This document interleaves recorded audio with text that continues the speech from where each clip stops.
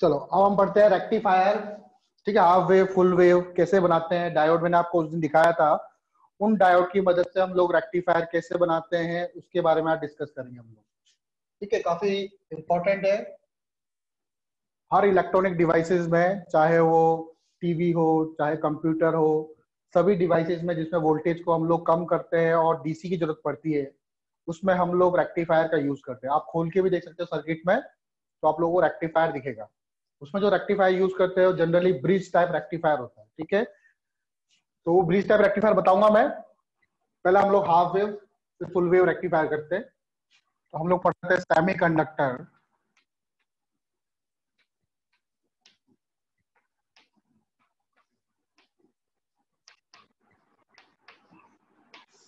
और semi conductor में पढ़ रहे थे हम लोग हाफ वेव रेक्टिफायर। ठीक है, रेक्टिफायर रेक्टिफायर के मेरे बारे में बताया था। रेक्टिफायर वो डिवाइस जो एसी को कन्वर्ट करता है किसमें, डीसी में। ठीक है, ऑल्टरनेटिंग करंट और डीसी करंट के बारे में बता ही दिया था मैंने। सबसे पहले लेते हैं हम लोग half wave rectifier. Half wave rectifier, ठीक है। तो सबसे पहले जो आपका सोर्स है, मान लो 220 वोल्ट है, एसी सोर्स ले लिया आपने। अब 220 वोल्ट को आप डायरेक्टली डायोड से नहीं कनेक्ट कर सकते, क्योंकि डायोड जो है वो इलेक्ट्रॉनिक डिवाइस है और वो जनरली जो आपके डायोड होते हैं वो बहुत कम वोल्टेज पर काम करते हैं। ठीक है, आप उनको ज्यादा वोल्टेज नहीं दे सकते, 10-12 वोल्ट मैक्स टू मैक्स इतने दे सकते हो। ठीक है, ज्यादा वोल्ट दोगे तो वो क्या होगा, डायोड खराब हो जाएगा आपका, चाहे फॉरवर्ड बाइस में ही क्यों ना हो। ठीक है, वो खराब हो जाएगा डायोड आपका, क्योंकि उसकी इतनी टॉलरेंस पावर नहीं होती। तो डायोड को हम लोग कम वोल्टेज देना पड़ता है, जो भी इलेक्ट्रॉनिक डिवाइसेस आपके कम वोल्टेज है। ठीक है, तो सबसे पहले जो एसी सोर्स है उसको हम लोग क्या करेंगे, ट्रांसफार्मर की मदद से उसके वोल्टेज को पहले डाउन करेंगे हम लोग।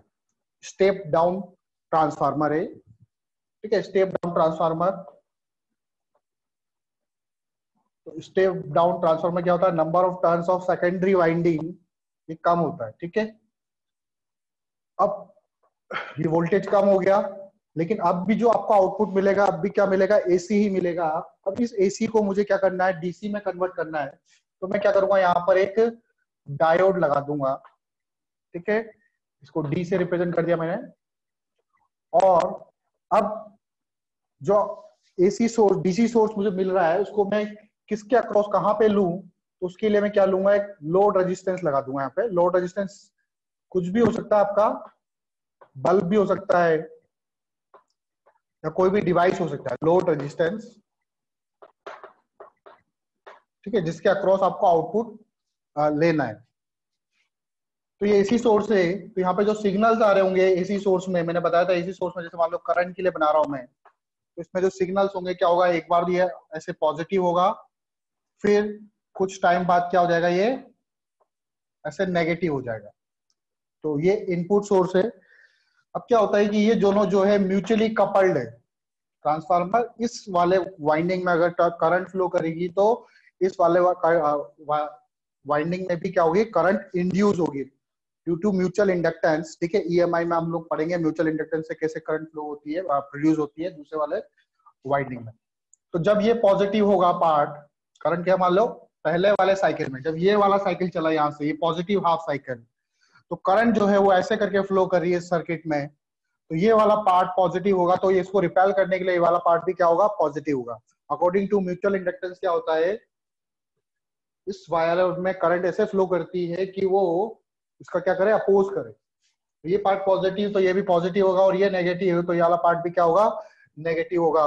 इसमें करंट क्या ऐसे करके फ्लो कर रही है, तो देखो ये पॉजिटिव है नेगेटिव। अब करंट ऐसे नहीं बनाना, करंट आपको पूरा सर्किट ऐसे कवर करना है। ठीक है, तो करंट, अब देखो ये करंट यहाँ से ये वाला पार्ट क्या हो गया, पॉजिटिव, और ये वाला पार्ट जो है रेजिस्टेंस के जो होते हुए ये नेगेटिव हो गया। तो आपका जो डायोड है वो फॉरवर्ड बायस में कि रिवर्स बायस में, मैंने बताया था डायोड के फॉरवर्ड बायस के लिए क्या होगा, आपका ये वाला पार्ट पॉजिटिव होगा और जो एन वाला पार्ट है दैट इज नेगेटिव होगा, तब ये डायोड आपका फॉरवर्ड बायस में होगा और इस डायोड में से करंट फ्लो करेगी। तो ये डायोड क्या हुआ, फॉरवर्ड बायस हुआ, तो आपको क्या होगा, आउटपुट मिल जाएगा। ठीक है, फॉर फर्स्ट हाफ साइकिल। तो फर्स्ट हाफ साइकिल के लिए, फर्स्ट हाफ साइकिल के लिए जो डायोड होगा वो फॉरवर्ड बायस होगा, एंड आउटपुट ऑप्टेंड, आउटपुट आपको मिलेगा obtained across register, obtained across RL, RL के क्रॉस आपको आउटपुट मिल जाएगा। ठीक है, लेकिन जब सेकेंड हाफ साइकिल चलेगा, ये वाला हाफ साइकिल चलेगा, तो क्या होगा, अब इसमें करंट सेकेंड हाफ साइकिल में ये पॉजिटिव है, मतलब करंट ऐसे जा रही है। अब ये सेकेंड हाफ साइकिल है तो करंट अब इसमें ऐसे करके फ्लो होगी, उल्टी डायरेक्शन में फ्लो होगी।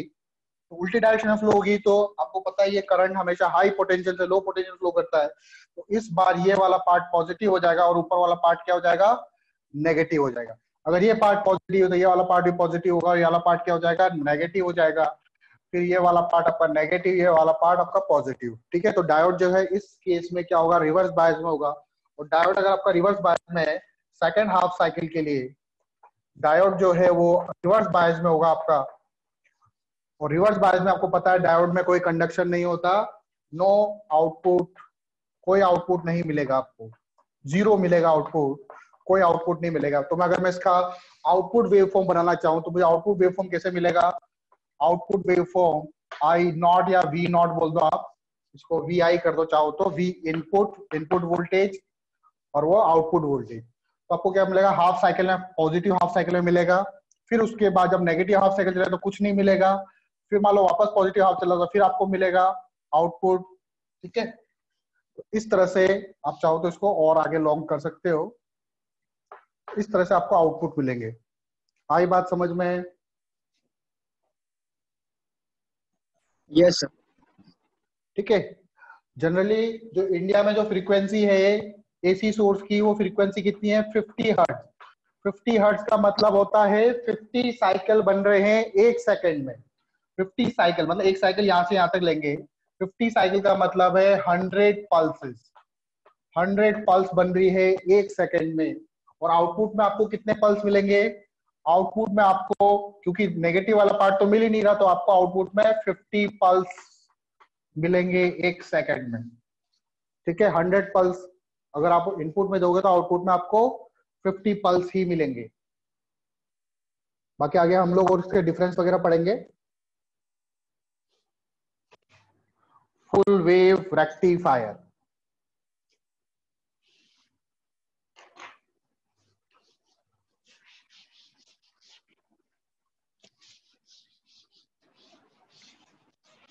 हाफ वेव को हमने रेक्टिफाई कर दिया, हम फुल वेव को रेक्टिफायर करेंगे।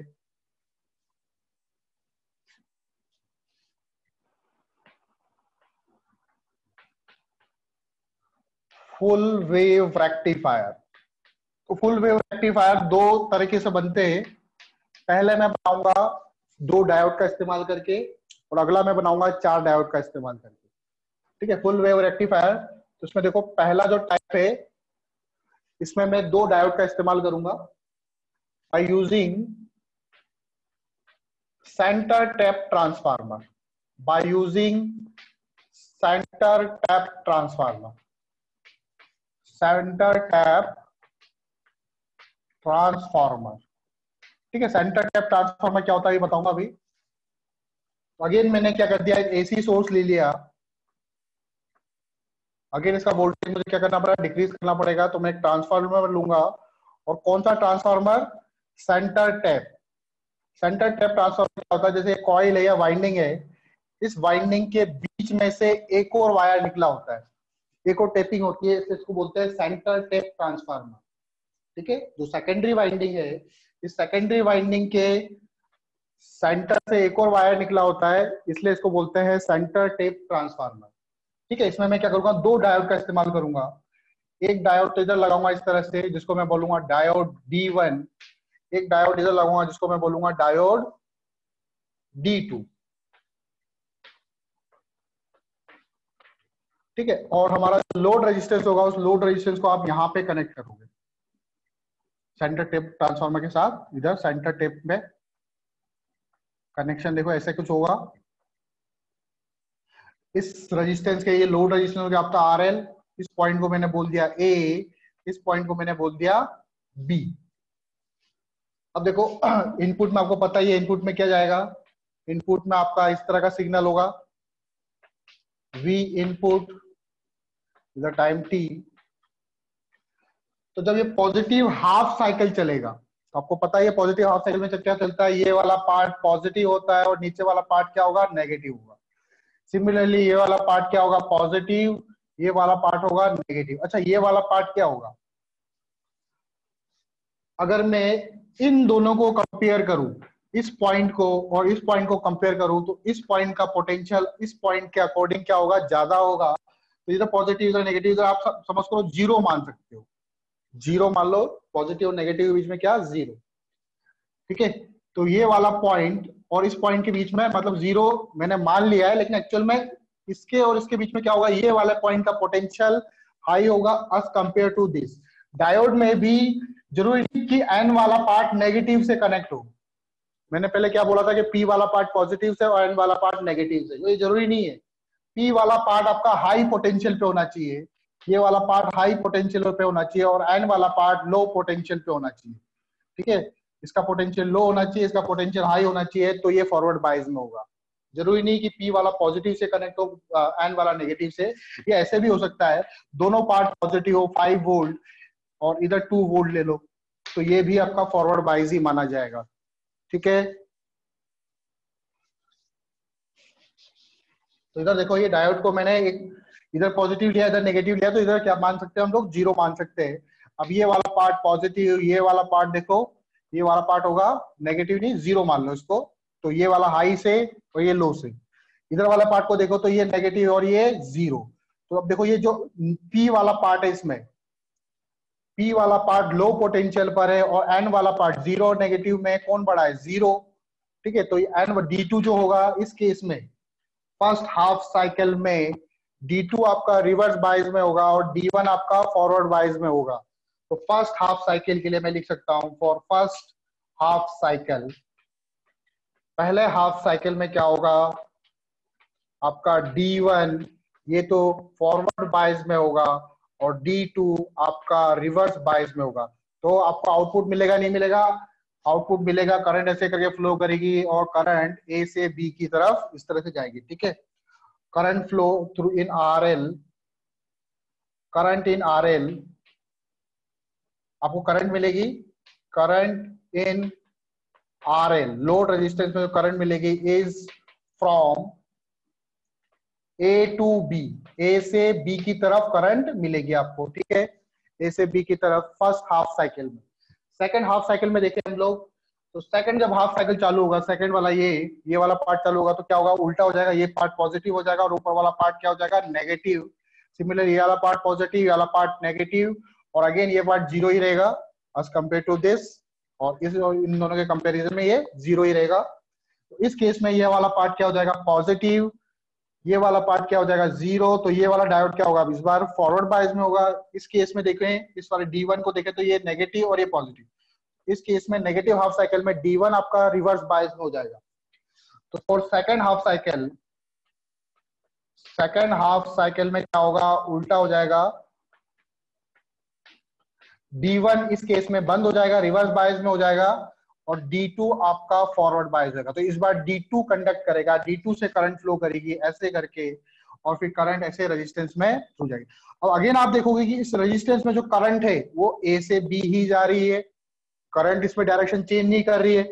इसका मतलब इसमें करंट डायरेक्शन चेंज नहीं कर रही है, तो इसमें कौन सी करंट फ्लो कर रही है, DC करंट फ्लो कर रही है, करंट की डायरेक्शन चेंज नहीं हो रही। क्योंकि जब पहला हाफ साइकिल चला था तब भी इसमें करंट A से B फ्लो कर रही थी, और जब सेकंड हाफ साइकिल चल रहा है तब भी इसमें करंट A से B ही चल रही है।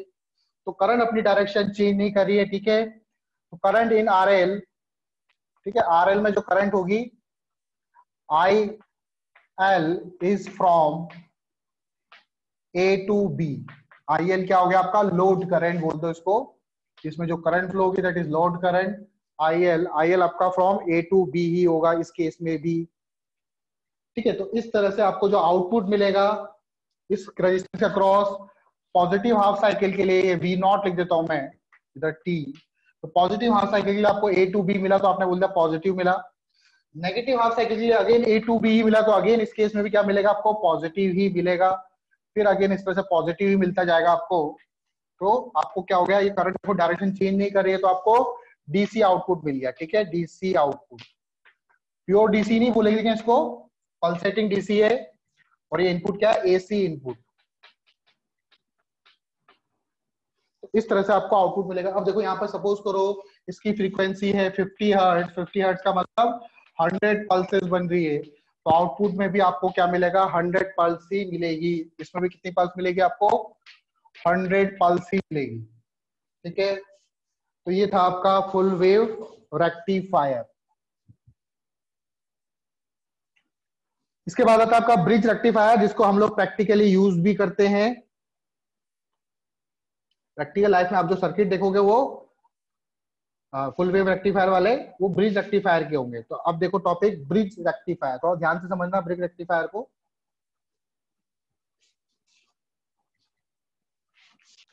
दूसरा फुल वेव रेक्टिफायर हम लोग बनाएंगे बाय यूजिंग ब्रिज रेक्टिफायर।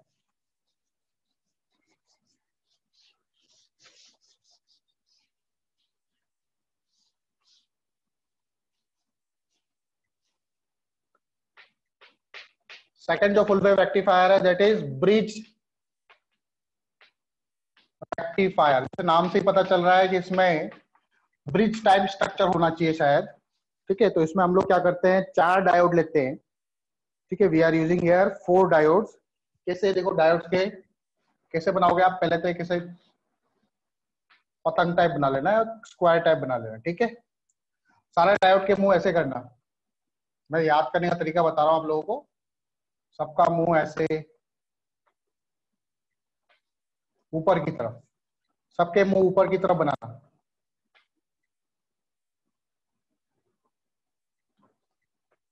ठीक है, सबके मुंह ऊपर की तरफ, चाहे तो उसको डार्क कर दो चाहो तो, या फिर मिटाई दो अंदर से।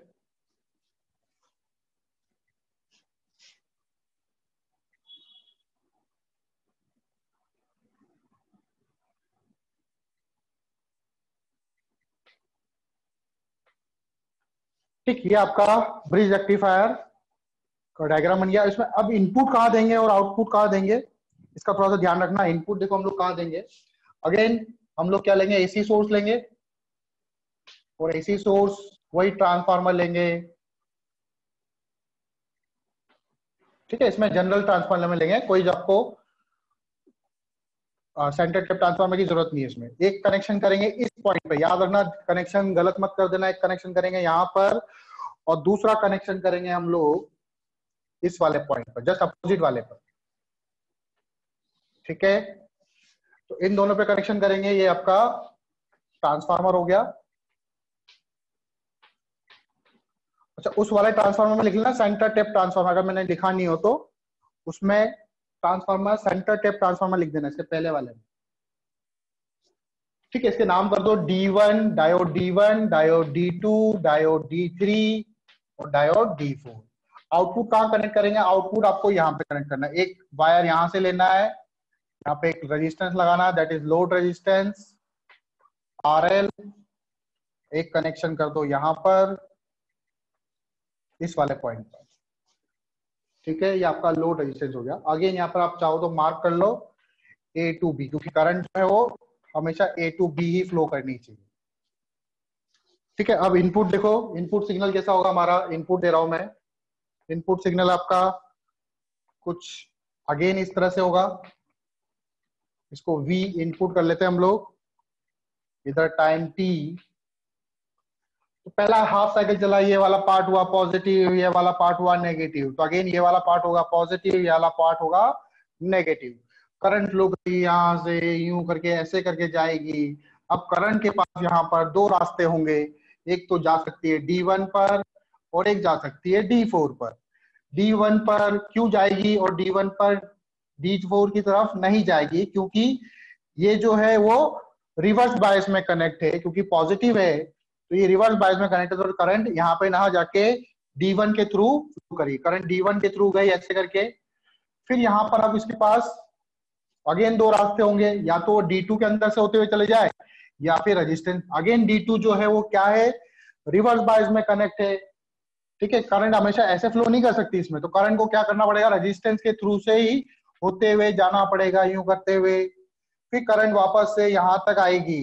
अब अगेन करंट के पास 2 रास्ते, या तो वो D4 में चली जाए या फिर वो D3 में चली जाए। लेकिन D4 में नहीं जा सकती। क्यों नहीं जा सकती? क्योंकि अगर मैं इस पॉइंट के और इस पॉइंट को कंपेयर करूं, करंट जो है वो यहां से होते हुए यू करके होते हुए यहां पर आई है, तो करंट इस वाले पॉइंट का जो पोटेंशियल है वो इस पॉइंट के रिगार्डिंग बहुत ज्यादा होगा।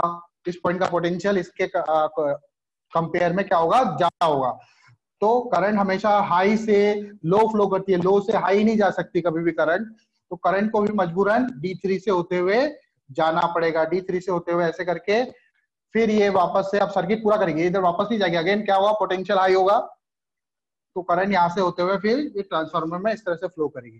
तो कौन कौन से डायोड आपके फॉरवर्ड बायस हुए? एक तो D1 फॉरवर्ड बायस हुआ, करंट ऐसे करके गई पहले हाफ साइकिल में, और एक D3 आपका फॉरवर्ड बायस हुआ। बाकी D2 और D4 आपके फर्स्ट हाफ साइकिल में क्या होंगे? रिवर्स बायस होंगे। तो हम लोग लिख सकते हैं for first half cycle, first half cycle में क्या होगा? फर्स्ट हाफ साइकिल में कौन कौन पॉजिटिव होंगे? D1 एंड D4 आपके फॉरवर्ड बायस में होंगे, और D2 एंड D3 आपके रिवर्स बायस में होंगे। तो आपको आउटपुट मिलेगा, आउटपुट, ठीक है, आउटपुट मिलेगा A to B, या फिर करंट मिलेगी आपको, current in RL is from A से B की तरफ आपको करंट जाती हुई मिलेगी। ठीक है, A से B की तरफ आपको करंट जाती हुई मिलेगी RL में। फिर जब सेकंड हाफ साइकिल चलेगा, अब देखो सेकंड हाफ साइकिल चलेगा तो उल्टा हो जाएगा। अब इस केस में ये वाला पार्ट हो जाएगा पॉजिटिव, सिमिलरली ये वाला पार्ट पॉजिटिव, ये वाला पार्ट आपका नेगेटिव, ये वाला पार्ट आपका नेगेटिव। करंट गई ऐसे करके, आप पॉजिटिव से जाएगी यूं करके, देखो इधर ध्यान से, इधर गई। अब करंट के पास दो रास्ते, या तो D3 के अंदर चल जाए, लेकिन D3 तो रिवर्स बायस में, तो D3 में नहीं जा सकती। किस में जाएगी? D2 में जाएगी। तो D2 में गई है, ठीक है, D2 वाले में पार्ट में, इस बार मैं थोड़ा इसको डार्क कर रहा हूँ, जिस बाय डायोड में करंट फ्लो करेगी। D2 में गई, फिर इसके बाद क्या होगा? ये D1 में नहीं जा सकती, क्योंकि D1 जो है रिवर्स बायस में होगा। तो करंट जो होगी अगेन यहाँ से इधर होते हुए, रेजिस्टेंस से होते हुए ऐसे करके वापस इस पॉइंट पे पहुंचेगी। अब वापस इस पॉइंट पे नहीं जा सकती, क्योंकि वो इसी पॉइंट से आई थी ना, ये हाई पोटेंशियल पर है। तो करंट को मजबूरन किससे? D4 से होते हुए जाना पड़ेगा। सॉरी, सही कर रहा हूं मैं,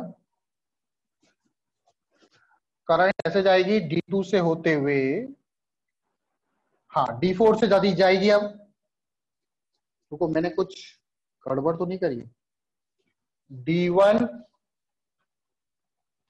सॉरी यहाँ पे D3 आएगा आपका। D3 इस केस में रिवर्स फॉरवर्ड बायस में होगा, D4 नहीं होगा। D2 D4 आपके रिवर्स बायस में होंगे। ठीक है, D2 और D4 आपके रिवर्स बायस में होंगे फर्स्ट वाले केस में। करंट ऐसे गई फर्स्ट वाले केस में, और फिर D3 से होते हुए पूरा सर्किट कंप्लीट होगा। सेकंड वाले हाफ साइकिल में क्या होगा? सेकंड हाफ साइकिल में देखो, करंट गई ऐसे करके, यहाँ पर दो रास्ते मिलेंगे, या तो D3 के अंदर जाए या D2 के। तो D3 आपका रिवर्स बायस में, तो D2 के अंदर जाएगा। करंट यहाँ से लोड रेजिस्टेंस से होते हुए वापस से आएगा। ठीक है, अब वापस से D3 में नहीं जा सकता ये, क्यों? क्योंकि ये पॉइंट का पोटेंशियल हाई है, तो इसको मजबूरन आप D4 के अंदर जाना पड़ेगा। तो D4 में जाएगा, तो ये अब इस पॉइंट पे पहुंचा, तो अब ये वापस से इधर नहीं जाएगा, क्योंकि पॉइंट का पोटेंशियल हाई है। तो करंट अब सर्किट को पूरा करेगी इस तरह से। तो इस केस में कौन कौन आपका फॉरवर्ड बायस में होगा? एक तो D2 फॉरवर्ड बायस में होगा, दूसरा D4 आपका फॉरवर्ड बायस में होगा। तो सेकंड हाफ साइकिल में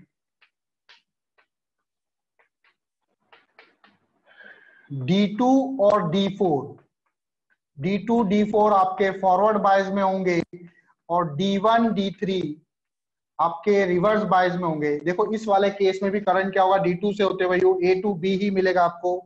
अगेन करंट जो है वो फ्रॉम मिलेगा आपको RL के across in the direction of A to B। तो करंट की डायरेक्शन चेंज नहीं हो रही है, करंट हमेशा A से B की तरफ ही फ्लो कर रही है। ठीक है, आप चाहो तो डायोड को थोड़ा सा इस तरह से डार्क कर दो। सेकंड हाफ साइकिल में कुछ D2 और D4 कंडक्ट कर रहे हैं। तो आउटपुट क्या मिलेगा आपको?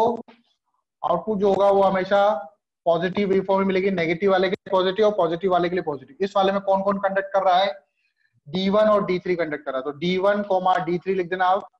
इस वाले सेकंड हाफ साइकिल में कौन कंडक्ट कर रहा है? D2, D4। ठीक है, इधर आपको V आउटपुट लिख दो इसको। तो इस तरह से आपको आउटपुट वेव फॉर्म मिलेगी। अगेन यहाँ पर कितने 100 पल्स होगी, फ्रीक्वेंसी 50 हर्ट्ज होगी, तो आपको फ्रीक्वेंसी और कितनी मिलेगी? अगेन आपको 100 पल्स मिलेगी। अच्छा, अगर मैं आपसे पूछूं फ्रीक्वेंसी कितनी मिलेगी, तो फ्रीक्वेंसी क्या बोलोगे आप? फ्रीक्वेंसी कितनी मिलेगी, तो आप फ्रीक्वेंसी क्या बोलोगे? फ्रीक्वेंसी आपको डबल मिलेगी। फ्रीक्वेंसी का मतलब है, जैसे यहाँ पर एक साइकिल, ये अब यहाँ पर एक साइकिल, आप इसको एक साइकिल नहीं बोलोगे कि ये इसको, अब इसको यहां से लेके यहाँ तक एक साइकिल बोलेंगे हम लोग। तो इसमें जो फ्रीक्वेंसी मिलेगी दैट इज 100 हर्ट्ज मिलेगी आपको। 100 हर्ट्ज की फ्रीक्वेंसी मिलेगी, 100 पल्स पर सेकेंड, और we can say that 100 hertz per second, sorry 100 hertz frequency. आई बात समझ में? कोई डाउट है तो